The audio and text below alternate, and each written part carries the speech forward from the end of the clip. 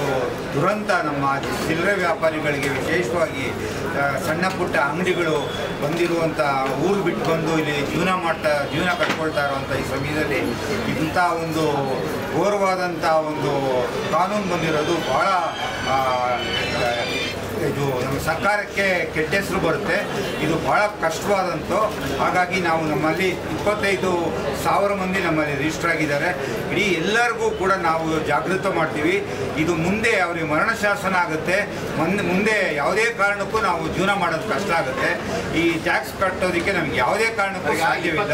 ಯಾವ ಥರವಾಗಿ ನಿಮ್ಮಲ್ಲಿರುವಂತಹ ನಿಮ್ಮ ಸಂಘಟನೆಯ ಪದಾಧಿಕಾರಿಗಳು ಕಾರ್ಯಕರ್ತರು ಕರೆಯನ್ನು ಕೊಡ್ತಾರೆ? 25 ಅಂದರೆ 23 ಪೂರ್ಣವಾದಂಥ ನಾವು ಎಲ್ಲರಿಗೂ ಜಾಗೃತವಾಗಿ ಎಲ್ಲರಿಗೂ ಹೋಗಿ ನಾವು ಈ ಮನವರಿಕೆ ಮಾಡಿಕೊಂಡು ಈಗಾಗಲೇ ಅದು ಜಾಗೃತವಾಗಿದೆ ಎಲ್ಲರಿಗೂ.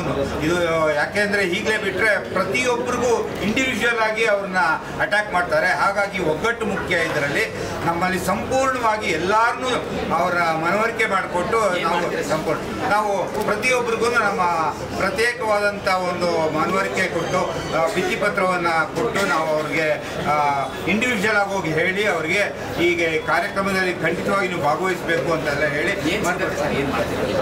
25ಕ್ಕೆ ನಾವು ಸಾಮೂಹಿಕವಾಗಿ ಕಾರ್ಯಕ್ರಮಕ್ಕೆ 1000 ಗಟ್ಟಲೆ ಜನ ಒಂದೊಂದು ಏರಿಯಾಯಿಂದ ಖಂಡಿತವಾಗಿ ಕಾರ್ಯಕ್ರಮಕ್ಕೆ ಖಂಡಿತ ನಾವು ಪ್ರಯತ್ನ ಮಾಡ್ತೀವಿ. ಎಲ್ಲ ಕಡೆಯಿಂದನೂ ಹೇಳಿ ಖಂಡಿತ ಆಗೇ ಆಗುತ್ತೆ.